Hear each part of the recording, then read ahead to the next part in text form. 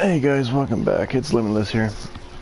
Before we get started, I just want you all to remember, like and subscribe. There's nothing else to fear, except for the boogeyman that hides himself as a 40-year-old man claiming to be the tooth fairy when he comes to pick up your teeth at night. No, I'm kidding. Anyway guys, so here's what's up. We're on floor 300 right now because I know a lot of people have been doing that skip. They've been getting to 299 and they've been having trouble figuring out what to do next, what heroes to use, all that fun stuff. As you can see, I just garbage built this right here. That's actually not the point. And this here is a one node right there just to help me get rid of the assassins that might attack me during this. You can see my stats are nowhere near optimized. That's totally fine. And now what we have here is a Frosty lane. It's got all kinds of stuff, including a boss, which have soft spot and power block. They're immune to damage from abilities, but take increased weapon damage. That works just fine for us. And soft spot definitely makes them stronger, but we're going to give it a shot nonetheless. Here we go. Now this is the one button build here, because all you got to do is start attacking. Now, it may not make everything perfect, but it's going to do a heck of a lot of stuff, and I'll show you why after this. Everybody hates Frosties, I get that. I'm not a big fan of them myself. But this doesn't just apply to Frosties, it applies to whatever lane you want to do it on. Siege rollers, you can get behind them, whatever you need to do. There we go, get that assassin off me, and we'll just keep on going. Get out of here, you bums. And this is because I'm not using a piercer. I'm not going to. I don't care. But you can if you want to, and that's kind of the fun of this. And I will show you where the flex spots are in the build. So we're just going to see how this goes first. We're on wave 5 because I don't want this to take forever for you guys. So, boss time. Good stuff. Get out of here, Dreadbone, bum. Assassin time again, yay! There we go. Let's get that bum out of here. Go away, assassin, we don't need you. And I would say we're done. Pretty easy, one button. Alright, so we're gonna go ahead and just skip back to our tavern here. And we're gonna show you how to do that and better. Because I'm not going to lie to you guys, right now, straight up going to tell you, this build I'm using is not optimized, it's not even close, so, get ready for it. Because if you've never thought of using EV2 as a hero DPS hero, you have definitely misunderstood who she is. Yes, she is viable as a hero DPS, or as an ability power DPS, or as just a builder, which is what most people will use her for. Now let's get into the DPS that I was using in that build. So I'm going to move this back here. This does have some empowering aura on it, and it is gilded for 29% hero damage and ability power. All you have to do is stand inside of it. Now, as far as what I'm doing, I'm using a hero damage and hero health pet. I should be using a hero health celebration, but I didn't have one. That's fine. The celebration mod doesn't matter. As long as it's level 1, that's fine. Hey Damon, how you doing? The Midas touch here is actually your flex spot. The Frostfire Remnants is not. The Midas touch makes things slower and they burn for, you know, a good 4 seconds at least, for a decent amount of your hero damage. As you can see, her hero damage is about 200k right now. It could be much higher because her weapon is not maxed. It's only 6 out of 10.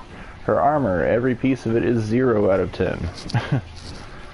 Now, how we're going to do, I'm going to show you right here. The DPS I was using in that is this. It's pretty, you know, it's pretty darn good for who she is. Now, if we just focus on the one in the front line here, I mean, it's doing about 50 mil DPS.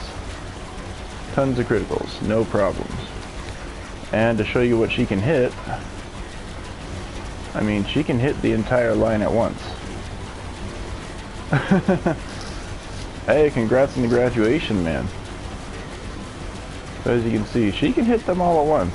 It's got a decent splash radius and the fire rate is really fast. What we're using here, I'm going to show you all the flex spots here. The armor, you can see I just borrowed it from my monk. It's 0 out of 10. A lot of the stuff isn't even going to affect her, like that quintuple does nothing. You could use power, all kinds of stuff. There's a lot of flex in these. You definitely do want the snakeskin ranger's armor.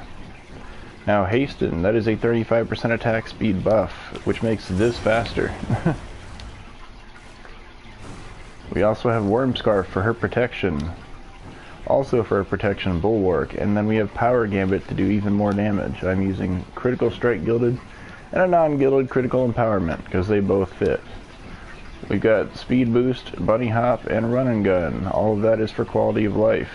Now the run and gun, you can change it if you need to, but I like when you hit something, you can move faster.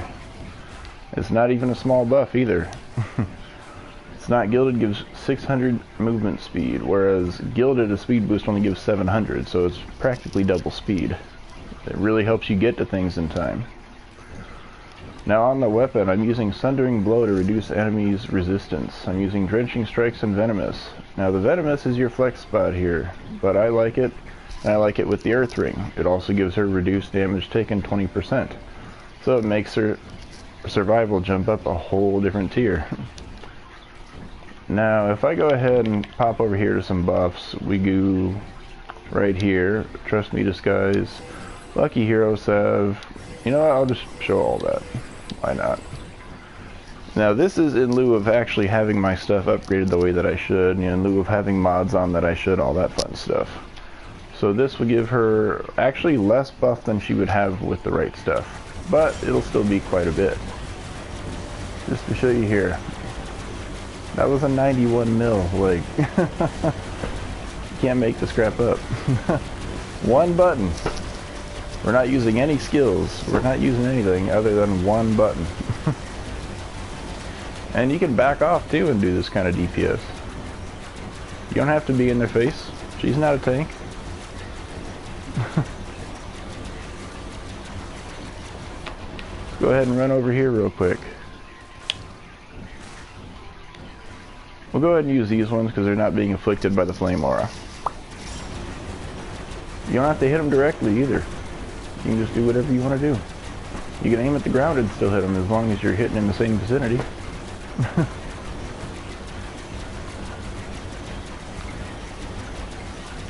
I mean, honestly guys, this is kind of broken, you know, and you saw I was frost firing that lane like mad. 0 problems. So let's come over here and start hitting them for an actual duration and not pause in between, and we'll see what we get. Because like I said, you will get a lot more damage out of this if you build correctly. I'm just showing you that you don't have to get through the early 300s or whatever you want to do. I mean, this is straight up boss killer DPS right here. 80 mil? Go ahead. Do that with, you know, another hero. It's not as easy as it is with this because you can do it from a range. Oh, we just hit negative DPS. We did too much damage. So we broke the dummy. Oops. We did 80 mil damage too long and broke the dummy. Alright guys, well hope you enjoyed it. You know, she's an absolute monster as a DPS, but that is the EV2 one button build. Let me know what you guys think. Remember to like and subscribe, and we will see you next time. Have a great day, and God bless.